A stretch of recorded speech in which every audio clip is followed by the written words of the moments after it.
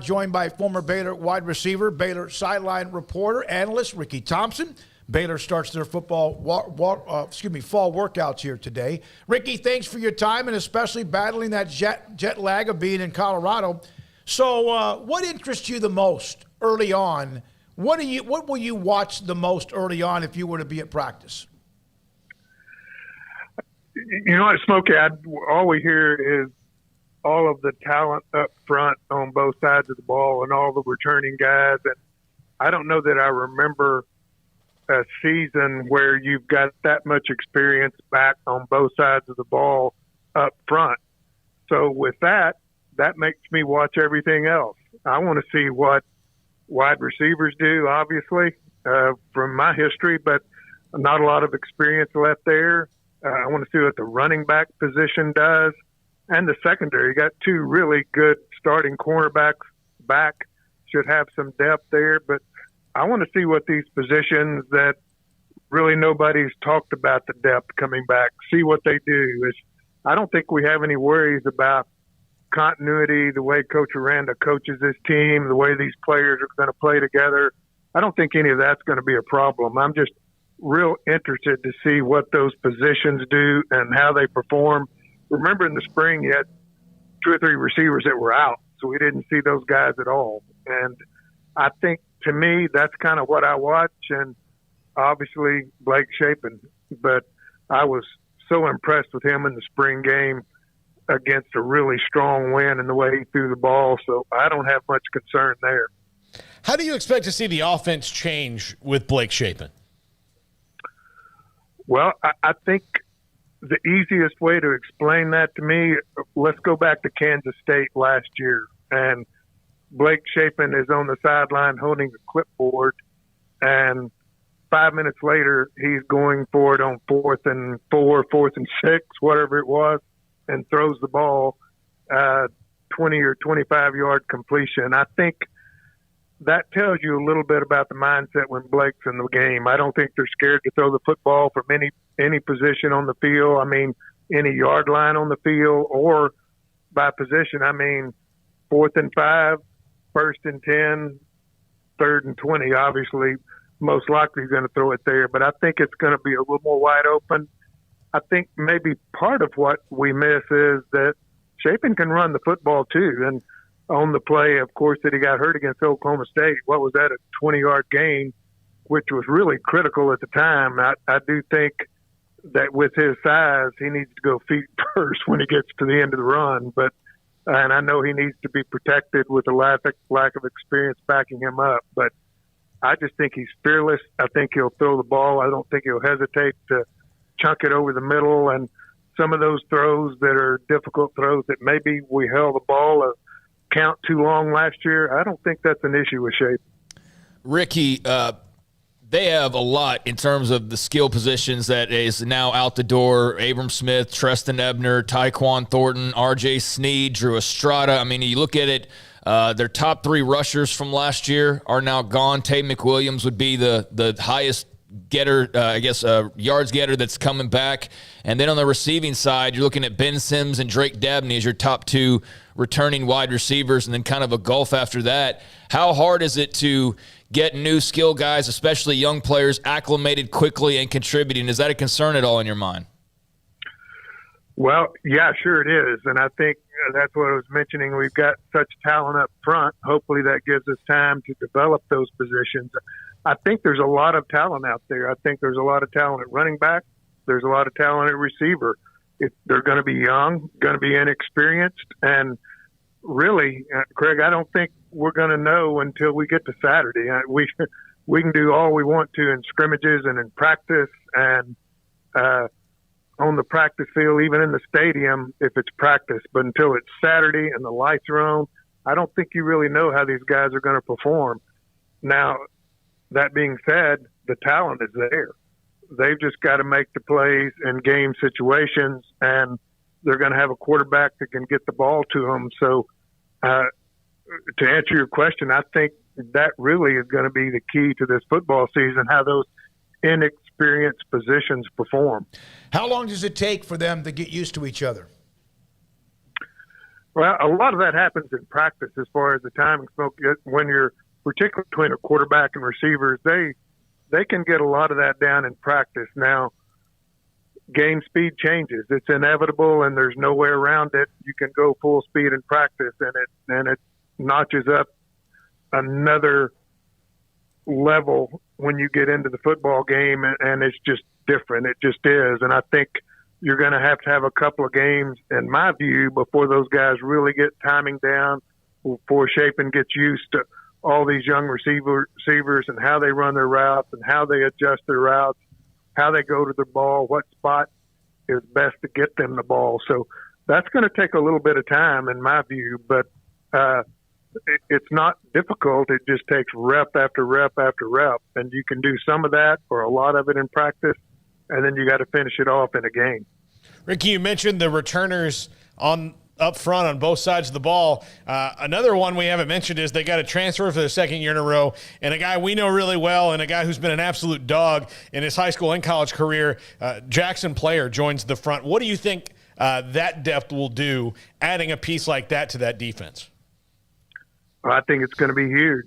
You've got a front that's all coming back anyway, and then you add a guy like Jackson Player. I saw him just a few days ago. In fact, the guy, 6 feet, 295, right at 300 pounds, and I didn't see any of that 300 that looked like fat to me. This guy is really built. He's strong, and I think it's misleading to you say, well, he's only 6 feet. Well, I tell you what, it's hard to get your shoulders on a guy that's 6 feet, 295 if you're an offensive lineman. And I think this guy's going to create a lot of havoc. He's going to create a lot of depth. You've got Apu in the middle as well. I think that is a really huge piece that could make this the best defensive line Baylor's ever had. Ricky, Dave Aranda definitely evolved last year, just opened up more, knew that he kind of had to do that. Also, connecting with the players, the culture that they were building. Obviously, it was so hard in year one to do all of the things they wanted to do, and they were able to do that in a big way last year. What do you think the continued evolution kind of looks like for Dave Aranda as a head coach? I just think he continues to learn and gets even better. I mean, remember, guys, this is only the third year he's been a head coach, and he will admit that he learned a lot in that first year about what it's like to be a head coach. And sometimes I think there were times where he admitted he was probably a little more laid back or didn't say some things he needed to say. And I don't think that's an issue anymore. And he's got a way about him that these guys listen. I mean, when he says something, they listen to him. They've got a ton of respect for him. He studies the game, and I don't know that there's a better prepared staff than what you see under Dave Aranda. And just a personal aspect of that is we're going in after halftime, and you ask Coach Aranda a question, and you just find yourself almost losing track of being on the radio, just listening to him talk. And you've got the guy sitting over here saying, you can't take that long. You can't take that long. And I said, well, you're going to have to tell him to stop. Yeah. Because I'm not going to. He's just mesmerizing, and he starts answering the question and the depth that he puts into that. And these players see it. They know how much he cares about them, and they also know how smart he is. And these kids, they recognize that, and they know the difference, and I think it was very obvious last year. Ricky, I've had the opportunity to talk to several of them this summer, and we've done interviews with them, and to a man, they're all kind of in awe, like you said, of, holy cow, this just got deep real fast when he talks to them. Yeah, he does, and he makes it very obvious that he cares about them as players, and simply go back to the fact of Gary Bohannon and what he did for him. Unbelievable. I mean, there might be another coach in the country that would do it, but I don't know that I could name them right offhand. I think that was huge. And guys, that's going to go along with these players that are here now. They saw that. They recognize it. They know why he did it.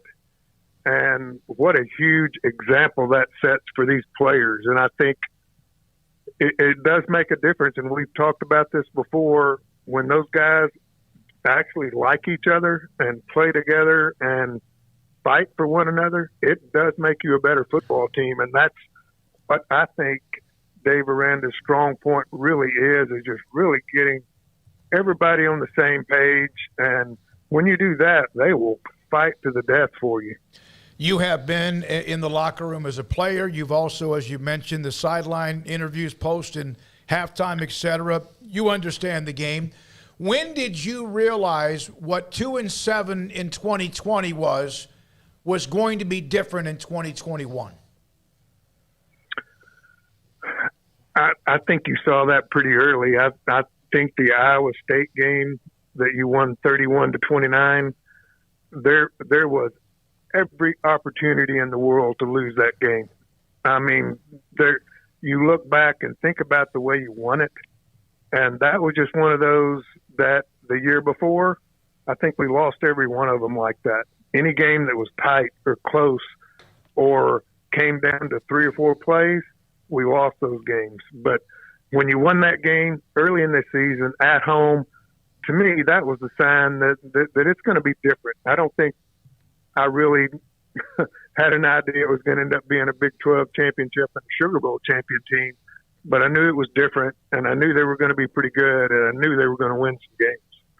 I knew after the TCU loss. No, I'm just kidding. No. Yeah. I mean, but let's don't talk about that one. Yeah, but Ricky, who could have had an idea what was to come after that, though, right? That was what was the most remarkable part about that season. Ultimately, it was just where they were and where they actually ended up when it was all said and done. Yeah, you go up there and you've got a coach from how many years Patterson was there. I don't even know that resigns the week before. You've got a new quarterback in there for TCU, and you honestly think, oh, we're going to go up there and blow these guys out. Mm-hmm. And it comes down to a 2-point loss and an interception late that really probably was going to get us in field position to win the game. How devastating. I mean, I saw that locker room after that game. It was a shot to the gut, guys. And to your point, Craig, to come back after that and win the rest of them and win the league and beat Oklahoma State in the championship game, Oklahoma at home, Texas at home. Who could have seen that coming? Yeah, because I'm the idiot that when Gary threw the pick on the sideline, I said Baylor can kiss their Big 12 championship hopes goodbye.